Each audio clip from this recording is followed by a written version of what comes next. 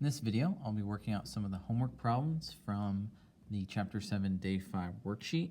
The first few problems are review from previous days, and even when we get down to problem 7 and on, a lot of these are review as well. Just to kind of let you know that, for example, number 8, to evaluate a log, you take the base, you put the power of x back on that base, and in this case, I'm going to set it equal to 216. And your goal is to get bases to be the same. So for example, 216 is 6 to the third, so that would make x 3. But if I go down to problem number 12 is, it has a base of 343, so I want to know what power on the base will change it back to 7. So this answer is a little bit different, so I should change 743 to a power of 7, which is 3. 7 will have a power of 1, so then if 3x is equal to 1, that'll actually give me an answer of 1/3 instead of 3. So then for the rest of this video, I'm going to flip to the back.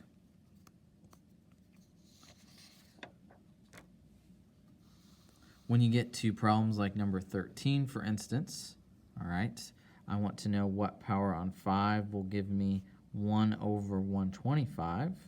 Well, 125 is 5 to the third, but then similar to maybe other problems, we have to change it, and this one involves a negative exponent. So the answer here would be -3. So the last few problems I've done here, we had 3, we had 1/3, and here I have -3. So different cases for each one. If I keep going, number 15 is kind of the next one I want to look at. I want to know what power on 8 gives me the cube root of 16.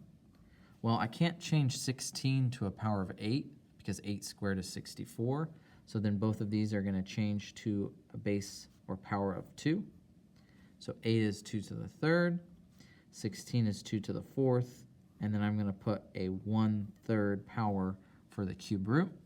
So then that will give me 3x is equal to 4/3.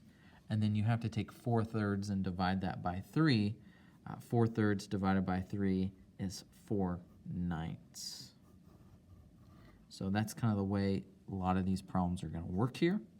The other thing to kind of review are problems like 19 through 24. When you see ln, ln stands for the natural log. And so for number 19, they want to take 2 times the natural log of 1. So just as a quick reminder, natural logs have a base of e. And for this one, I want to know what power on e gives me back 1. Well, that's an answer of 0. So 2 times 0 would be 0. Whereas if I look over to problem number 20 is 3 times the natural log of e to the fourth. So then I need to answer this question right here.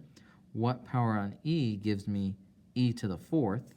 So whenever you see ln, the natural log, the base is not written. So like over here, there was no e. I assume that to be the base when I see ln. So over here, there's an e to the fourth, but that's not necessarily referencing the base. So what power on e gives me e to the fourth? Well, that's just 4. And so that answer is 12. So a quick recap of the notes from this day. And the last one here I want to talk about is 22.